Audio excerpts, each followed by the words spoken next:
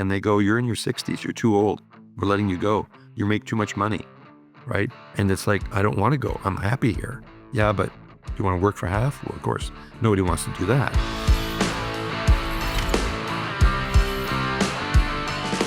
Welcome back to the program. Excited to be here on this edition of Innovate and Overcome. Our guest today has over 30 years of retail design experience. He's a well-known national and international retail design expert. He has the ability to really see the big picture at the outset of a project and then the tenacity to see it through to completion. In fact, he's one of the very few architectural technologists who is a partner at his own architectural firm. Welcome to the show, Marcel Proskow. We're so happy to have you with us here today. Absolutely incredible. I've been excited about this for quite some time. Hello, Richard. Thank you very much. I'm excited to be here. Now, we had the pleasure to get to know one another through the amazing Strategic Coach organization, something that we talk about here regularly on the show. Big fans of Dan Sullivan and Babs, who created that wonderful platform. And, I just love being in the room with you and all those events. You have such a great willingness and an openness to share about your business knowledge and experience. Having been a part of your own architectural firm as a partner for over 32 years, I mean, it's really incredible, the stories, the things you've been able to build and construct and so on over the years. What I'm really excited about talking about with you is the challenge that's kind of unique to your industry, as being someone who's got the technologist aspect of architecture in place, but not the full designation, as it were. There's a real challenge in having to make your claim in the industry, as it were. And so that's something that you were able to figure out earlier on. And you really are in a very niche select group of people who've made that position where you could be a partner in a firm. So walk us through how you were able to make that a reality.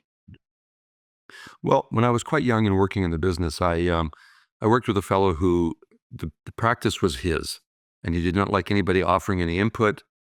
He said, "Marcel, you're doing a great job for me. Never mind the ideas. Just keep doing your job every day." And it got to a point where I remember going home one evening and just kind of stomping around the living room all night going, I can do better than this. And I'd met a fellow who had kind of opened a door for me, who ran a separate architectural practice. And I went knocking on his door with my ideas. And he welcomed me in, and it was quite a fortuitous opportunity for me. But little did I realize at the time that he saw me as a gain for him, not a gain for me. So within the guise of his firm, I started a specialty design firm. And we built this firm up. And because I was not completely sure that I had what it took to run my own business, I went on to a deal where I took a very small salary and I was going to be incentivized by bonuses. Well, the first couple of years, I was pretty excited because we were building the business quite a bit. But when it came time to sit down and talk about bonuses, I kept getting these stories that said, there really isn't a bonus this year. Because of all the expenses, Marcel, you don't understand how business works. You're just going to have to try harder, maybe next year. So in my third year, I took the second year's revenue and doubled it with the same number of people. And we still didn't make money. Didn't make money. So again, there was no bonus. And that's when I realized that although this fellow had done a great job of inspiring me, he saw the raw talent that I had that I didn't even see. He was taking advantage of me. And so I came to probably one of the biggest moments of my life when I used to find this guy very intimidating when he would talk to me. And I somehow mustered up the courage to one day, while sitting face to face with him in his office, it was kind of like that Charlie Brown moment, when the teacher talked and it was always this wah, wah, wah, wah. Well, I kind of turned him into that as he was telling me I should go do my job and work harder. And when he finished, I looked at him and I said, I quit. I'm leaving. And he looked at me and went, really? And I said, yep. So I said, I'll tell you what, I'm going to go back to my office. You can let me know if you want me out by the end of the day or if you want me to work out the typical 2 weeks.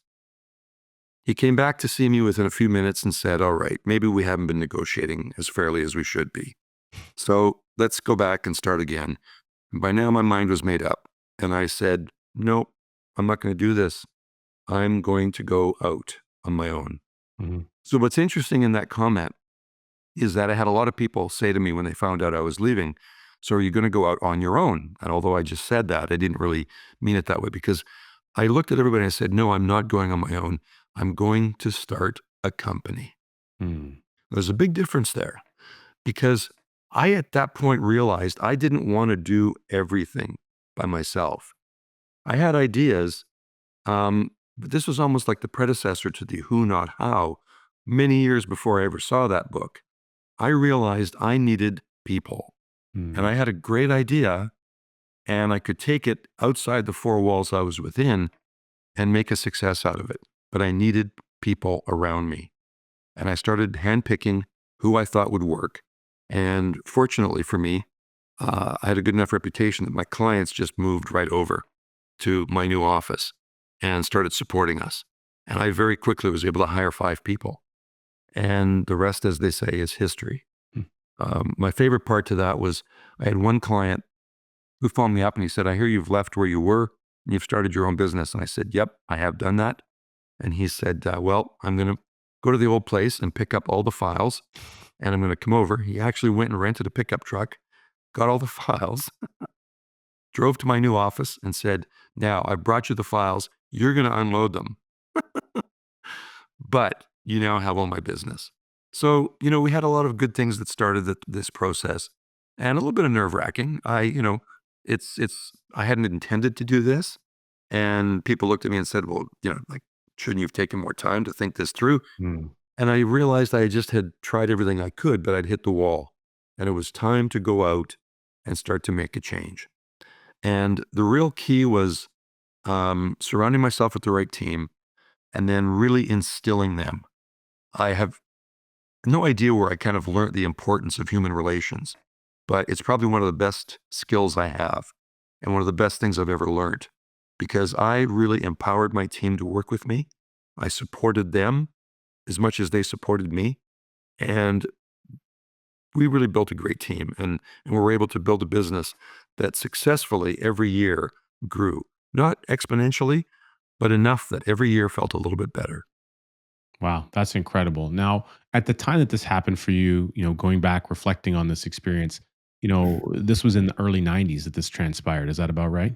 Correct. How young would you have been at that time, Marcel? Well, my early 30s, and just to make it even more interesting, I might as well come full clean here.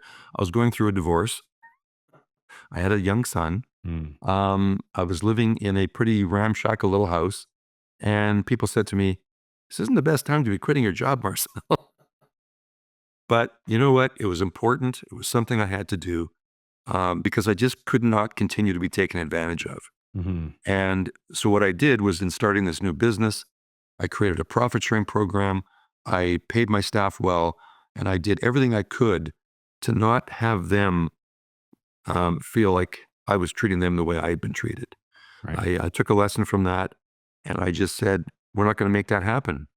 And the interesting thing that when you do that with people is that you build loyalty. And I've had a lot of people work with me a long time. As I was preparing for this, I was thinking about it and sort of having my own little internal conversations. And I realized I have a lot of people who've worked with me for over 10 years. Wow. In fact, last year, with our present format, we celebrated 7 people hitting a 10-year anniversary. And that doesn't happen if you don't treat people well. It especially doesn't happen in this day and age. It's less and less common, it seems, as the years go by. But if you build that culture and if you support your team, if a client calls me and they're all upset, I will always listen to a client, but I will not throw my team under the bus. I will say, I will get back to you. I go talk with the team member. We figure out the best way to remedy the situation together. Mhm. Because moments happen in everybody's life, in everybody's career. And if you can get through them and pull together, it makes the tough times a lot easier. Yeah. And in the business of architecture, construction, there's cycles that happen when economies are good and certain locations and geographic locations. There's a hotspot and a hubbub of activity, but you Mhm. may or may not have an inroad to that geographic location. And so there are these market cycles, and those would be some of the tough times when you have got great work that you can produce, but there's no one ready to hire for that great work. And so how have you found being able to navigate some of those challenges over the years? Well, it's interesting because my accountant always gave me a bad time on this, but I tended to leave a lot more money into the company than I probably should have from a personal perspective. But what that enabled me to do is if we hit tough times, people in my business panic if they're not busy. Hmm. They think, oh, we're going to get laid off because of the cycles that you just talked about. And we always made sure we had enough reserves that we could carry people for up to 6 months. And Hmm. the cycles don't usually last longer than that. Particularly, I was doing this in Calgary, which has a roller coaster economy, but the dips happen fast and furious, but the rises happen the same way. Hmm. And so you can usually recover pretty quickly. We also have an office in Vancouver where things are a little bit more steady and it's a bigger market. So we were able to kind of balance them off. But when we hit those periods, we all just sort of hunker down. Not going to get raises this year, but you're not going to lose your job. So let's take this time to learn, to support each other, pick up some new programs, some new training, because it's going to turn around again. When the pandemic happened, um, my staff were terrific. We all really pulled together with each other. And I can't tell you how many clients, when they started working again, said to me, is so and so still with you? And I could proudly say yes. And that made them feel so good because they just picked it right back up with the people they knew, no learning curve, no training staff for a particular client. And it's been fantastic. We've actually had bigger growth since pandemic than we ever had leading up to it. And I think it's because of that ability to provide continuity with people. So, if there's a thing that I can say, we tend to have this habit of wanting to grab everything we can out of our businesses as we're moving along. But there's a lot to be said for some really good, solid planning at that level and build a solid company that will carry you through. Because I think the ups and downs, they're going to happen no matter what you do, no matter, how busy you are or how slow you are. These cycles, they're part of life. Well, prepare for the cycle is what I'm hearing, and that's absolutely phenomenal advice. Very logical, to the point. So thank you for that. And we're going to get some more of this incredible advice and hear about some more overcoming aspects. And we return after this incredible commercial break. Are you looking for a great book to read? Turns out I have one for you. It's called Cash Follows the Leader. It's available anywhere books are sold. But if you want to get a free copy and you can download it right to your inbox, you can go to coachcanfield.com/cash follows. We are back with Marcel, and incredible value that you provided around just the importance and the impact of having what I would call a war chest for the business, the ability to weather those lean times. But the way that you thought about it, I think, was really impactful. And I just want to make sure people understand, this idea of how can we make sure to last and keep our people for at least 6 months. So from a personal side, people think about having their personal emergency fund. How can I make sure I can pay my bills for 3 to 6 months? But not always is the business owner considering how am I doing that in the business.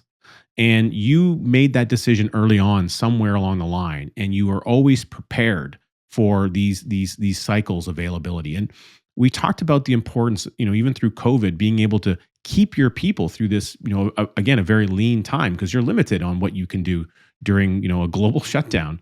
But the fact that they had the confidence to know that you were well prepared and they'd seen you do these things before. We talked about loyalty and people being with you a long time. When you can demonstrate that you're looking out for them and you're planning effectively to make sure that the business will last and sustain, it gives the people that you work with you a great deal of confidence. And so I'm curious, if you were talking to someone that was, Marcel 30 years ago, what advice would you give him about making sure that you're creating that confidence and clarity for the people that are going to work with you as you build the business? Well, it's interesting. When I first started the business that exists today, I came up with the personal realization that I needed three key people. I needed a good accountant, I needed a good banker, I needed a good lawyer. The lawyer I didn't even really want to have to use, but you need to have one in case an emergency comes along. And fortunately, I very rarely use my lawyer except for really legal documents. I started the relationship with a banker, and it was with I'll tell you, it was with RBC. And after a few years, they tried to take him away from me and give me another banker because they wanted to move him up the ladder. And I said, well, is he staying with RBC? And they said, yes. I said, well, then why can't he stay with me? And they said, well, because, your demands aren't that high and we can give you someone else. And I looked at RBC and I actually said, well, here's the deal. If you're going to take away my banker, I'm going to go find a new one. And I might go to other branches like TD or, Scotiabank or any of these ones to try to find that person. They left the banker with me. They actually tried this the third time, and I did the same answer, and he stayed with me a third time. Finally, he got promoted so high up the ladder that he actually called me and said, Marcel, I'm going into a different division of banking. But the most important one was the accountant. I've actually had the same accountant through the entire 32 years I've been in business. Wow. And I met him young, and he was starting his business, as was I, and we built a wonderful relationship. And he is one of those guys who was very practical. And, we had a lot of good conversations. And, we've all know the people who've got lawyers who, they can write your dog off as a dependent, or, they can find all kinds of ways to put in business expenses and write all these things off. My guy was never like that. He was very practical. And he actually taught me a lot about preparing a war chest, I love that term, because he taught me that you never know when things are going to happen. And if you can survive the rough times. So I'm very grateful to him for having taught me that early. And, we left a fair bit of money in the company throughout the years. And it's paid off, though, because A, it's still there. And B, it carried us through a couple of tough times. And, when staff turnover, there's an old saying, I think if you lose a staff member, it takes two people to replace them, right? Because it's all the time you lose, all the time you've invested in them, the fact that they work with your clients. So there's a real value to treating your staff well and making sure that they grow with you Mm. and entrusting them. I've also worked with people who would never let me meet the clients in my early years Mm. because it was like, no, because you might meet that client and then steal them.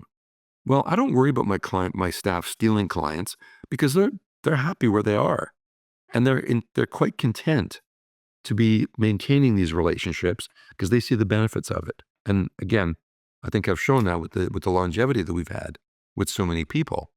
And so that became really important. But back to those three key, I think if you're starting a business, make sure you've got the resources Mm. that you need, not because you have to have them on a daily basis, but when you need them, it's nice to be able to call and have someone that you can just pick it up with instead of having to go through the whole introductory process. Yeah, that's fantastic advice. And when you talked about the war chest, this idea of being well capitalized. Okay, there's my mentor Nelson Nash. He used to say that opportunities, when you're well capitalized, opportunities will track you down. In fact, they'll hunt you down. And so, capital is attracted to where it's treated best.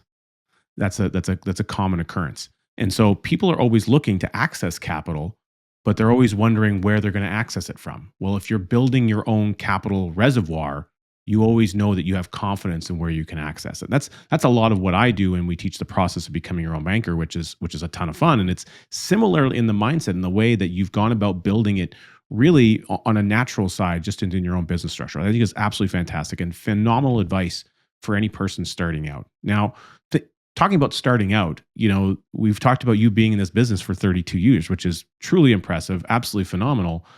But it didn't really begin there. It actually began a lot earlier than that. Now, before we hit the record button, you were telling me that your first business actually began at age 12. Now, that's not normal. So, what exactly transpired to have you decide that you were going to forge ahead and do something different than what everyone else was up to? Well, it's funny. I'm in my 60s, so I came up, born in the late 50s, and when I was 12 years old, it would have been 1968. And my mother worked at a hotel, and there was a barber shop in the hotel, and there was a shoeshine stand in that barber shop. And she knew the barber quite well, and he needed somebody to run the shoeshine stand. And the deal was your rent would be to clean the mirrors, and that's like 40 feet of mirror, and sweep the floors. And he was a four-chair shop. So it was a pretty busy barber shop in that day. But the deal was then I could keep everything I made shining shoes. Mm. So fortunately, I've had an outgoing personality since 12 or since earlier. Um, and I was able to go in and at 12 years old, I mean, I'm still in grade 6. So I would go to work. I would go to the barber shop Thursday and Friday after school until, I think he kept the shop open till like 7 to catch people after work. And I'd work all day Saturday. And I got to a point where I would have regular customers. I'd have customers come in and drop off 3 or 4 pair of shoes and say, I'll pick them up at the end of the day.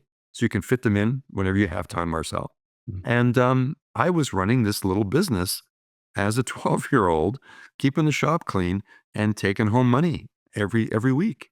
And maybe that's where I learned how to build a war chest, because at 12, there were no video games, there were no cell phones. So there wasn't a lot of money to spend, a lot of things to spend your money on. Mm. And then, as it turned out, by the time I was 17 years old, I paid cash for my first car.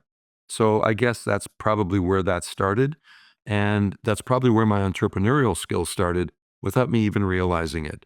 Because after going through school and getting married and having a child and getting a mortgage, I had no entrepreneurial sense at all. I wanted to work for somebody and get paid a wage. Mm. So it's interesting how we go through these cycles. But clearly, those seeds had been planted early.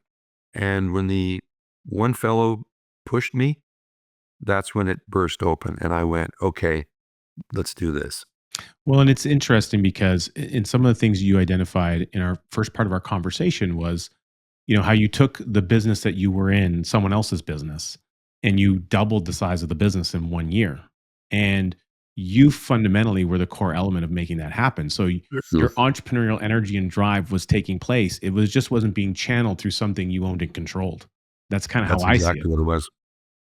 And probability, there's multiple experiences of that happened in even earlier in that career, in that time frame when you were working for someone else.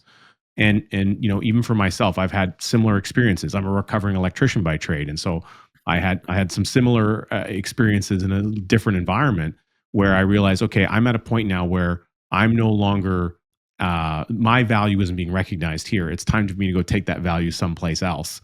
Sort of a similar situation. So I absolutely love this story, and I think a lot of people who are watching would resonate with that because whether they've seen it themselves internally in their own life experience, they probably have someone very close to them, a family member, a child, a spouse, who they've seen go through a similar environment, and now they might understand what's really taking place there. I would agree. Yes. Now, part of this experience that I find is interesting is, and one of the things that you and I have bonded over a little bit has been, of course, the Colby A index. People who've watched the show know a little bit about that. Being Colby certified, I'm a big fan of it. Of course, it made a big impact on my life. And for yourself, it's something that once you identify with it, you started to realize how important it was to not just your teamwork, but to having that knowledge base for the people around you. So maybe just share a little bit about how you found the understanding of your natural instinctual gifts and being more aware of that has led you to increase success in the business that you run. Sure. I actually had an introduction to Myers Briggs very early, and that piqued my curiosity. So when I then started with Coach, strategic coach, and we took Colby, it was another door opening. And it really literally blew my mind because it wasn't just Myers Briggs, but there were other things out there. And I really found the Colby piece to be quite fascinating in terms of how it looked at how I did what I did, why I do what I do. So was feeling a little selfish that I had this knowledge. So I approached my team and I said, "This is something that I picked up through this program I'm taking with Coach. Um, how about if we do it as a group?" So this was in Calgary about 7 years ago. So everybody was all over this. So we did a day where we brought in, not you at that point, but was a different instructor in Calgary who came in, ran the program, did the testing for everybody, and it changed how we worked with each other Mm. because we started to understand the strengths that each other had. And I think this is part of what helps build loyalty and longevity in my organization because people now realize that one person can do this really well, another person can do this really well. Why are we pushing square peg round hole? Let's round hole round peg as much as we can, but square hole square peg as much as we can, so that people are in the niche that they should be in. So, we grew over the last 7 years after pandemic, and we came out, we added staff. So we did a refresher course for the people who'd taken it, and then we did it for our new people. Same results. It was incredible. The camaraderie that came out of that was unbelievable. And the understanding when someone's struggling, you'll go, Oh, that's right. That's not where they're their best. So let's get them more where they are. I just recently completed, and you know this because you were our instructor, this with my team here in Vancouver. So I moved out to Vancouver to build a house for the next stage, which we will talk about in a moment. And I said to this team, we got to get you guys more on the same page. So we had a workshop day, and it's been fantastic because the understanding of our own innate skills, sometimes we think we do something wrong or it's bad that we do what we do. But when we understand that that's who we are, wow, does that change things? So we've had tremendous success. And I think it's one of the best things I've ever done with my team. I mean, that's phenomenal. What a great endorsement for the Colby system. And just like, the key elements that I hear is the takeaway is about that knowledge base and understanding. And, there's an expression, knowledge does not equal understanding. My opinion is that it's the application of knowledge when put into good use is where understanding is created. Yes. And of people that I know, I would say that you're a good individual who embodies that to a large degree. Now, I'm excited because when we come back from this next commercial break, we're going to start to unpack the next major challenge that's occurred for you and how it's transitioning into something quite powerful and innovative. And so we look forward to that discussion when we continue after this break. There's certain moments in our life where we know that things are going to change. That happened to me in August of 2009. My life completely and totally changed forever, for the better. I learned about this incredible concept called the infinite banking concept. Becoming your own banker, it was created by R. Nelson Nash. Nelson became my friend and my mentor. I loved him dearly. I now have the blessed life of being able to teach his incredible message, his incredible concept to the people I love to serve. You can learn all about it by registering for a free webinar at learnibc.com. Go ahead, take the initiative, start your learning journey now. We are back with Marcel, 32 years in business, really an incredible journey. And the journey is transitioning. And I think when business owners go through a transition, such as selling the business, there's a whole host of new challenges and really a lot of these challenges aren't just in the activity of selling and how you're going about doing that, but it's really what does that mean for you? It's almost like disconnecting or detaching from a child that you've raised for 30 years. So Marcel, you're at this incredible stage now. You're I wouldn't say that you're sunsetting. I would say that you're transitioning to something newer and greater and better, which we'll talk about. What was the decision like to realize it was time maybe to look at making this transition out of the business and starting to navigate out of it? It's interesting. I'll spare the details, but a long time ago, I came across a fellow who was in my business, and he was well into his 60s, and he was at a conference, a little inebriated and making a bit of a fool of himself. And I remember coming home from that conference, and I said to my wife, "I'm not going to grow old in this business.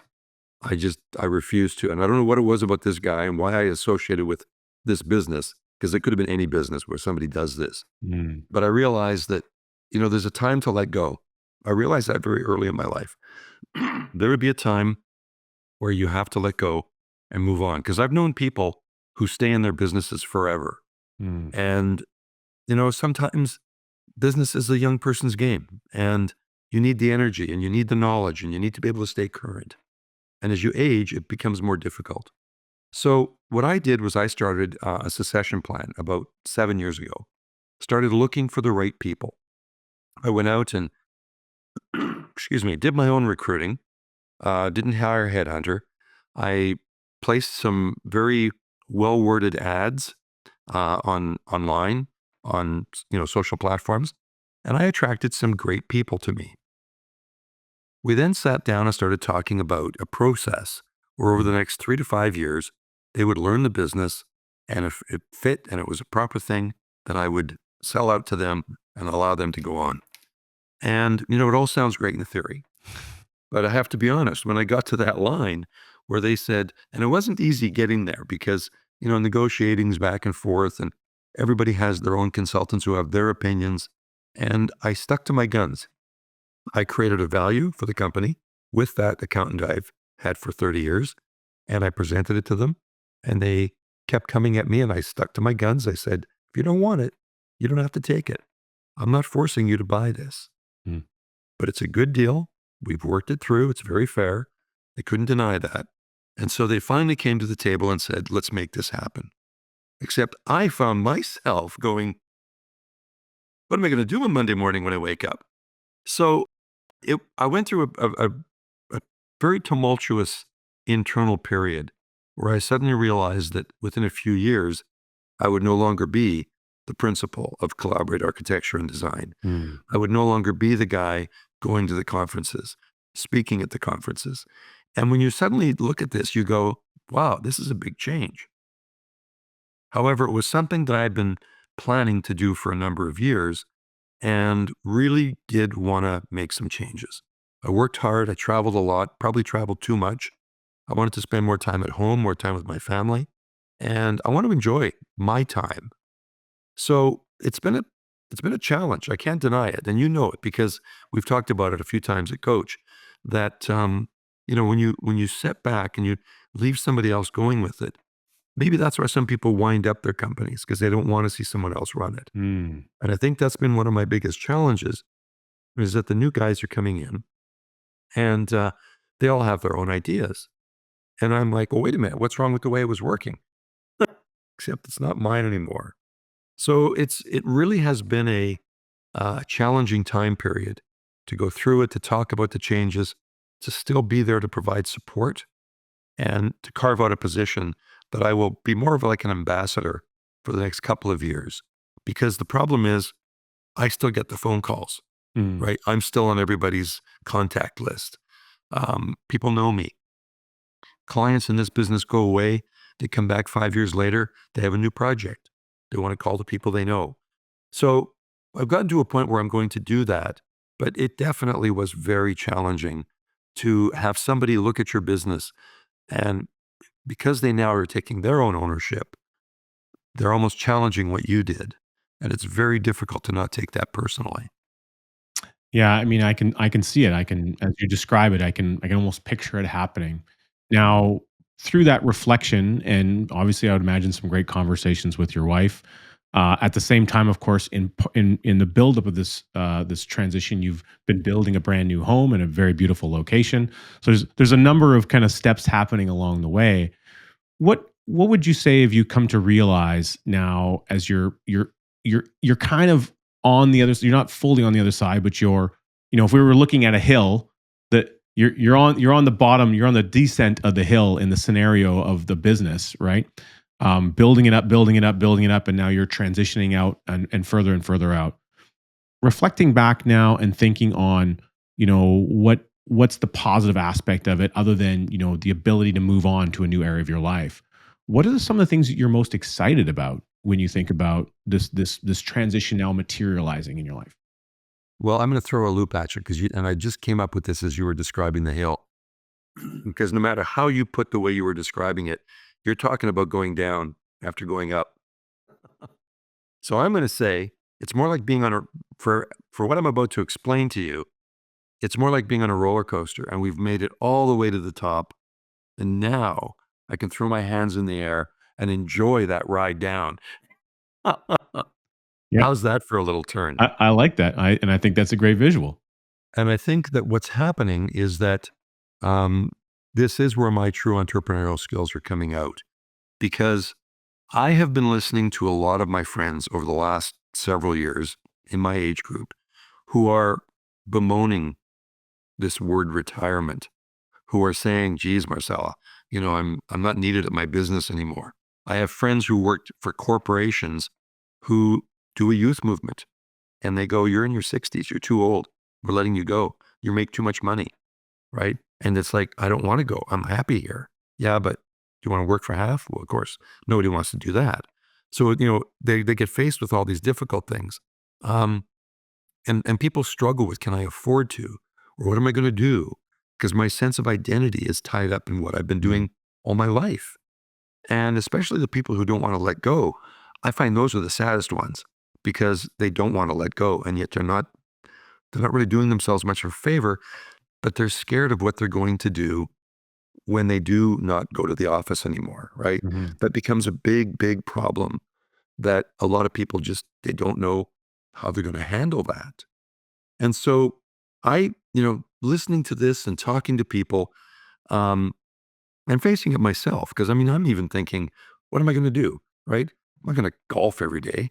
I'm not, I can't afford to go travel the world for 3 years and, you know, get on one of these cruise ships that'll come back in 2 or 3 years and see the entire world. Um, so I have to find some things to do. And, my wife and I just went through a very interesting experience that has contributed totally with this. Okay, picture this. I've been running my business for 32 years, have a nice home in Calgary, we live on a nice street. I could have worked out a couple more years, retired, stayed in that home, and we could have just hung out with our regular friends once a year, go to Hawaii, Mexico, whatever the thing is, and, just kind of coasted. No, no, no, no, no. We uprooted ourselves. We pulled ourselves right out of the ground. And we have this piece of land on the Sunshine Coast where we have built a house. And in the meantime, before the house was ready, we moved to Vancouver and we lived in Vancouver for a year in an apartment. After being in a house for 35 years, we then lived in an apartment with a big golden retriever on the 16th floor. So, anything that had to do with him was get yourself together, go down the hallway, wait for an elevator, big change of life. Nothing's familiar. The grocery store isn't familiar. Mhm. The neighborhood isn't familiar. But we took it upon ourselves to say, this is one heck of an adventure. And so we started looking at things differently. I'm not 68, I'm 32 in my mind because I'm looking at this as a great exploration. Plus, we're watching our house get built. And we've just moved into the house. So we're still unpacking and getting settled. And again, the grocery store is different yet again, right? Everything is different. I have to find my way around. I have to find all the things that are part of my life. And that excitement made me realize that it's pretty easy to look at this as an exciting challenge as opposed to, oh no, I can't go to work anymore because they don't want me, right? Or I can't do my job like I used to. Or I've been doing this for 35 years. How many more years do I have to do? These are all the things I was hearing. Mm. And we're pretty excited about where we're at right now in our life. We still have all of our friends in Calgary. They all have invitations to come. We talk to each other all the time. And, it's not an end, but rather an opportunity to do something new. And that's what is giving birth to my next challenge in my life. Yeah, I love that, and it's the key element is thinking differently and talking through that thinking differently component. How you approach thing, Earl Nightingale, I believe it was, who says, "You are what you think about all day long." And it's fundamentally all about your thinking. And that was a big aspect for my mentor, Nelson Nash. He believed that. In fact, he would start every presentation he did with, "It's all about how you think." You see, it's Hmm. all about how you think. It's all about how you think. And he would emphasize different words, but just repeat the same thing 3 times, but in a really powerful way that would get you centered to be aware of, right, I got it. I can change the way that I think. Very much so. And we, that I think there's that other saying, never stop learning, right? And as long as we keep that as our mantra and we're always open to things. And I don't know why, but so many of us tend to shut down. It's like, well, I achieved what I wanted to. Now I don't know what else there is, or now there's nothing else, or nothing else could make me happy. But yet it's a continual journey all the way through. So why make a part of it tedious? Why not keep the energy? Why not continue to grow and learn and do things? So it's, that word that starts with the R, is really a downer for so many people. And I get it. As I'm hitting this age in my life, I get why it is such a depressing term because it just has this connotation to it. It's like one of my clients, um, is a hearing aid company. It's Connect Hearing. We've done a lot of work with Connect in Canada and the US, and they're headquartered out of Switzerland. So we've actually done work with their head office. We've done some phenomenal design work. And they refer to hearing aids, which have a real stigma, as they're now audiological devices. so that they're trying to change how people look at a simple thing like a hearing aid. Because next to retirement, nobody wants a hearing aid, right? It means you're old, you can't hear things. And yet, if you can change that perception and make it more of a better experience, then all of a sudden it's not such a phobia. It's like, wow, look what this thing is doing for me. Okay, Richard. I keep hearing about this thing called the Colby A index. You talk about it all the time on the show. What is it? How do I get information about this thing, and why is it so important?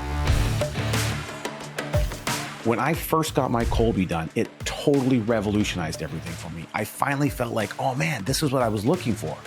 All the things I've been doing that have been working for me and all the frustrations I'd had, if I just understood this at an earlier age, boy, oh boy, would my life be different. You can take that step. If you want to learn and understand how it can change things for you and the way you communicate with others, you can go to coachcanfield.com and download your free report.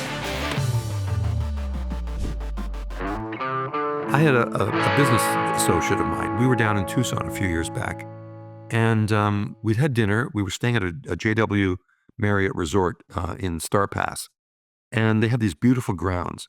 We had dinner, and after dinner, we went for a walk. And all of a sudden I stopped and I said, Miles, I said, can you hear those crickets? They're deafening. And he looked at me and he went, there's no crickets. And I went, there's crickets. Like, you're joking me, right? And he's like, no, you're joking me. And I said, there are crickets. So the next morning we had breakfast and he said to me, were you pulling my leg? And I went, no. So fast forward, he went and had a hearing test, got this done. A year later, it's a Friday night, it's 9 o'clock. I know Miles is on vacation. My phone rings. It's him. Mhm. And I said, what's up? Picked up the phone. And I said, what are you doing calling me? I thought you were on vacation. He said, I am. And I'm back at Star Pass in Tucson. And I can hear the crickets. And I just wanted to phone you and thank you. Because that motivated him to get over that phobia that Mm. a hearing aid would change your life. And so, those are little things that retirement now becomes that thing for a lot of people, is I don't want to admit to retirement, or I don't want to do it. So I'm working on trying to create something that, I've coined a phrase, you've heard it. And now I'm getting ready to start my next venture, which supports my next stage. And I'm calling it Desirement. Instead of retirement, it's Desirement. Let's get out there and do the things that we want to do now, since we don't have to go to an 8 to 5 job. Yeah, and to me, the word is impeccable. It's exactly what it should be. It's change. It's taking the connotation and a perception, and it flips it almost instantaneously the moment you say it. Desirement. I mean, who wouldn't want some of that? That sounds fantastic. If that was on a menu, I would order it. Yes, I'll have that blue rare, please. No, but the whole implementation here is, what I really want to have our listeners recognize is that you can change with a little bit of thinking the possibility that your future holds. Are you building a future that's greater than your past? Are you even thinking that it's possible to do so? If you live in the world of possibility, then possibility finds you. And I think that's really important. My mentor Nelson, he was a big fan of those kind of things. He really believed that you needed to ruminate, you needed to think on things. And he didn't believe in retirement for several reasons. And I don't think I shared this with you, but the word retirement didn't exist in the English language until about the 1890s, and it was created by a gentleman, Chancellor Otto von Bismarck, out of Germany. And the original purpose or intent was to essentially create an opening in a working environment for a young person to come in. And they set the age at basically when they anticipated people would already be dead. So, like, if you're still here and you're still working, you've kind of earned the right to move on because you really shouldn't be here at all. And so it had a lot to do with the life expectancy of people. Well, then later on, I believe it was FDR somewhere in the 30s that they set the quote unquote retirement age at 65. And here we're close to 100 years later and it hasn't changed. But what's changed? Medical technology, life expectancy, the way that we deal with our money. All Exactly. of these things have shifted and changed.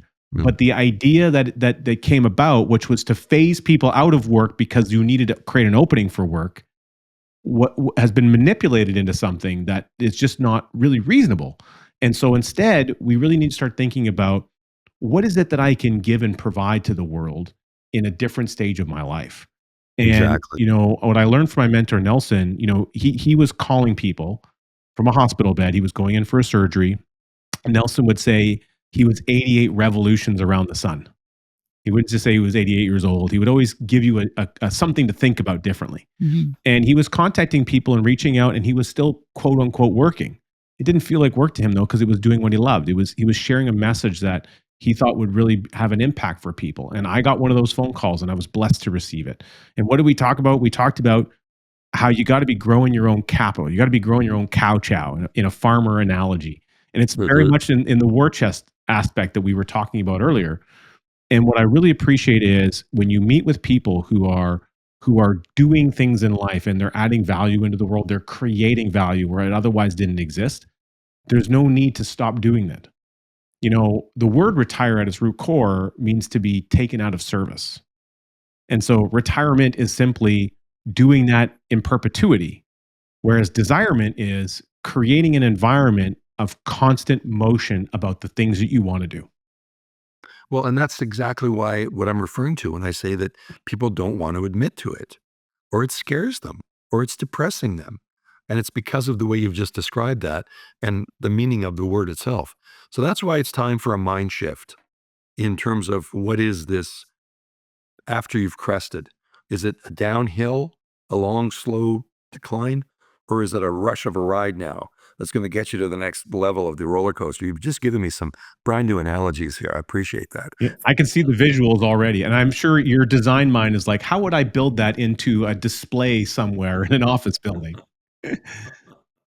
Yeah, no, it's fantastic, and so I appreciate the number one, the way that you look at the world, and we can't understate the importance of sharing a message like that and changing the way, and also being surrounded by people who are looking at the world differently.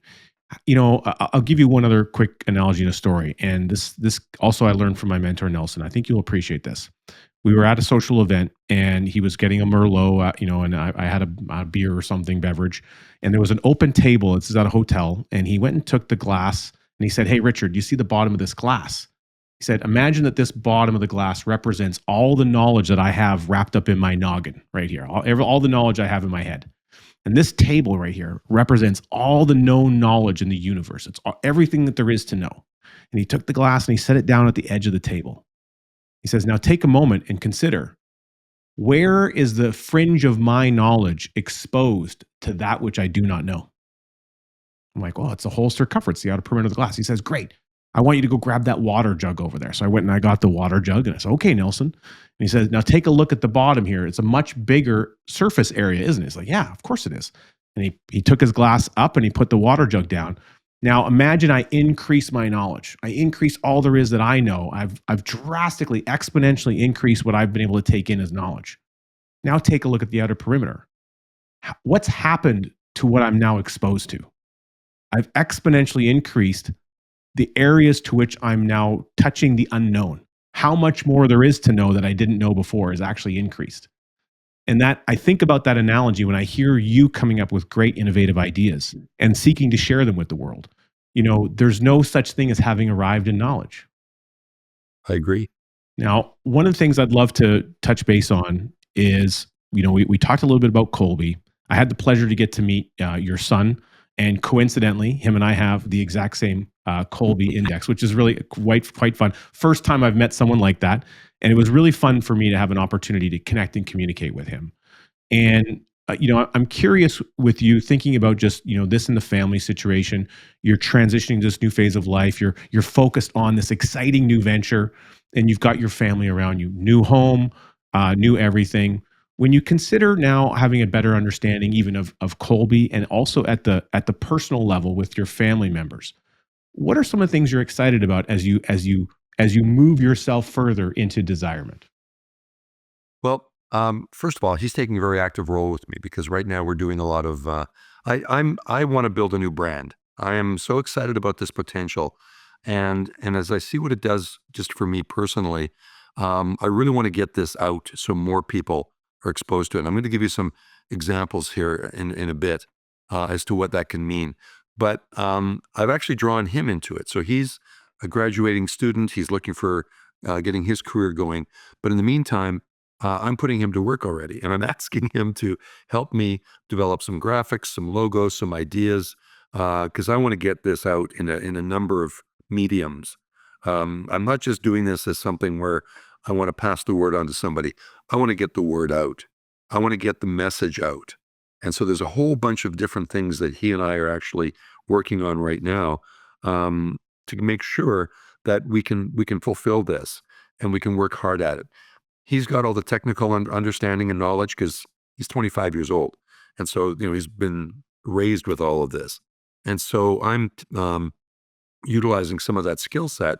And I think it's also helping to kind of inspire him to, I'm hoping it does, so that he looks at this and goes, never stop learning. Look at my dad. He's not just retiring. He's not going out to pasture. He's got a new idea.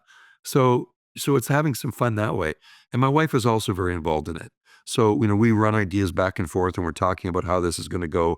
And, it's interesting because living on the Sunshine Coast, we actually have the highest per capita number of retired people in Canada Hmm. on the Sunshine Coast. So I have a great test market for this whole concept on how we're going to take it out. Because we're looking at, some clothing lines, some caps, golf shirts, just to kind of get the momentum building on this, and then see if we can take it into an online business, which is where my son comes in and helps. So, we've got a number of things that we're plugging into already, but it's not 40 hours a week. Okay. This will be something that I will work my way into. And if it's really successful, I'll have other people run it because I'm not trying to find a replacement job for the job I'm winding up after 32 years. I'm looking at creating a new concept that excites people, but I don't want to be working 40, 60 hours a week to make that happen. I want to have my own Desirement. I love it. That's fantastic. Well, Marcel, I'm so grateful that you've shared this vision with us. That your story is going to inspire some other people about how they can go about their own Desirement. And I'm so pumped and excited to see what transpires with your vision. So, thank you for being here. Thank you for sharing with us. And for those of you tuning in, make sure that you stay with us as next week's episode continues to unpack the incredible challenges people are overcoming and the innovations of tomorrow.